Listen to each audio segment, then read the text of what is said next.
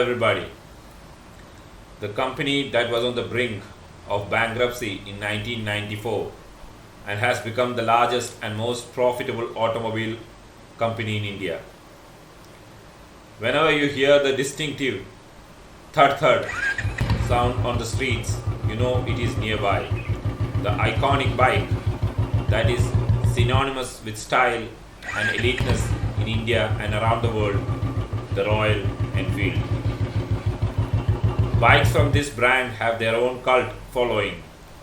Owners enjoy a unique class and status in society. However, many may not be aware of the journey of Royal Enfield undertook to achieve its status. From humble beginnings to conquering the hearts of millions, Royal Enfield's saga is one of resilience, innovation, and unwavering passion.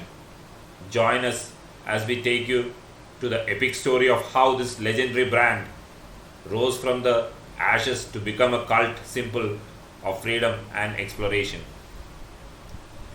The ride begins here. Royal Enfield's story begins in 1891 when Albert Eddy and Robert Smith, Eddy Manufacturing, a needle manufacturing company in England. In fact, they acquired George Townsend and Co. of Hunt and Redditch Townsend's, a reputable needle manufacturer with nearly 50 years of experience, and had recently ventured into bicycle manufacturing then. The journey took a pivotal turn when they won a contract to supply precision parts to the Royal Small Arms Factory in Enfield, Middlesex. And with this, they renamed their venture the Enfield Manufacturing Company Limited. Their first bicycle, designed by Bob Walker Smith, was named the Enfield in honor of this achievement. The next year, the bicycles were rebranded as Royal Enfields, and the iconic trademark "made like a gun" was introduced, thus re-heralded the beginning of a legendary brand. In 1898, Bob Walker Smith designed the company's first motorized vehicle, a quadricycle built around two robust bicycle frames and powered by a 1.5 HP Dion engine. The same year, the company finalized its trading name as the Enfield Cycle Company Limited, a name it would use for the next 70 years. In 1900, Royal Enfield ventured into motorsport by entering one of its quadricycles in the inaugural 1,000-mile trial. This experimental event followed a challenging route from London to Edinburgh and back, significantly boosting public confidence in the viability of motorized transport in Britain. Beginning of a cult. In 1901, the first Royal Enfield motorcycle was produced, designed by Bob Walker Smith and Frenchman Jules Gobiet. It was launched at the Stanley Cycle Show in London. The motorcycle featured a 1.5 HP engine mounted in front of the steering head, with the rear wheel driven by a long, untreated animal skin belt. In 1909, Royal Enfield introduced its first V-twin motorcycle powered by a 297cc Swiss-made engine at the Stanley Cycle Show. The model quickly proved its capabilities, achieving numerous competition successes the following year, including in the John O. Groats to Land End trial. World War times. During World War I, Royal Enfield motorcycles were widely used by the British Army for dispatch and reconnaissance duties. This military association continued through World War II, with the company producing motorcycles for the armed forces. It supplied motorcycles to the British, Belgian, French, United States, and Imperial Russian armies.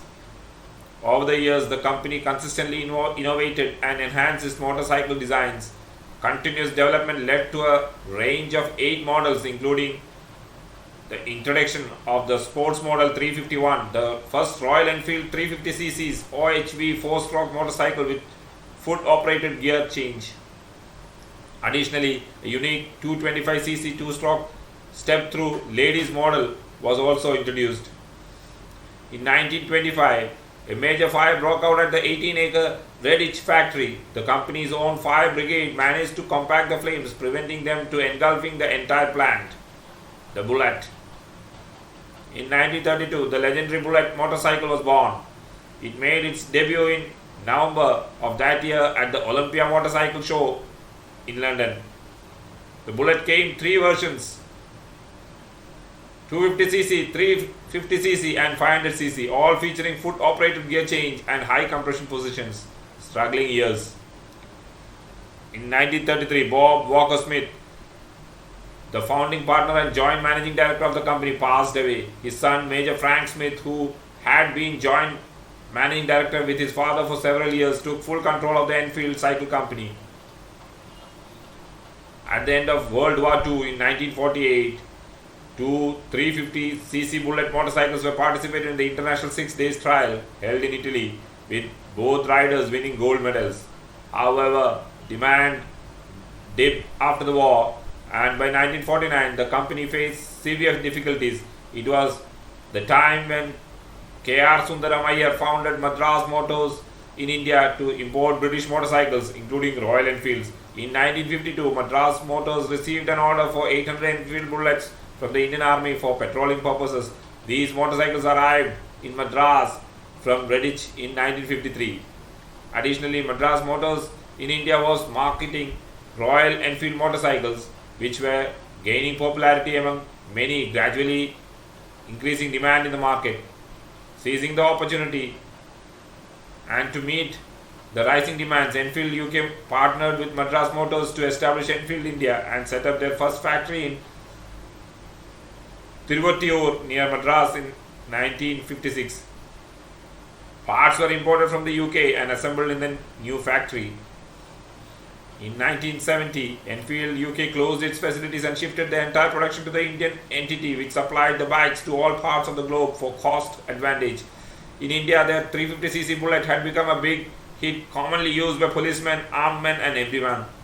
During the 1970s and 1980s, customers had to wait for 6 months to a year to receive a scooter or bike after placing an order. There were only a few companies and they were restricted in the numbers of bikes they could produce.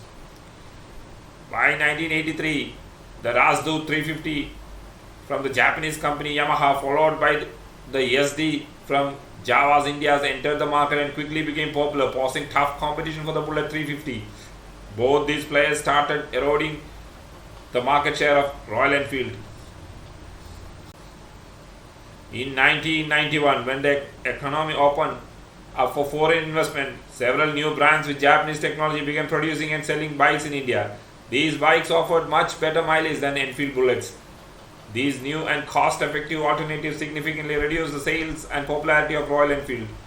By 1994, Royal Enfield was facing substantial losses and was on the brink of bankruptcy.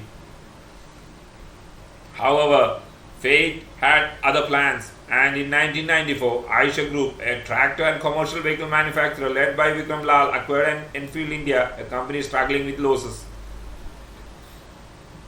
From fall to glory, Eicher Group acquired Enfield India and the company was renamed Royal Enfield Motors Limited. But even after Eicher Motors acquisition, Royal Enfield continued to struggle. The younger generation preferred the newer 150cc bikes from Yamaha, Hero Honda and Bajaj, which had better aesthetics than the outdated Enfield. The Bullet was seen as a bike for the older men, leading to an image problem. By 2000, sales had dropped to an all-time low of 2,000 bikes per year, with frequent customer complaints. Eicher Motors board considered discontinuing Royal Enfield due to mounting losses and no signs of improvement. However, Siddharth Lal, the 26-year-old son of CEO Vikram Lal, who was also a huge fan of Bullet bike, persuaded the board to give Royal Enfield one last chance and took control of the struggling unit. He lived The brand became its ambassador and encouraged everyone to be the change. Siddharth addressed the mechanical issues with the bike as a customer. The second was the image problem among the youth, who considered the Bullet old-fashioned and preferred bikes like the Bajaj Pulsar and Hero Charisma.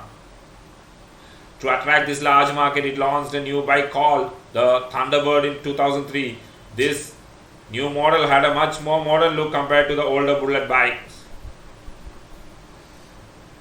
The company ran ads portraying its bikes as the choice for adventurous youngsters.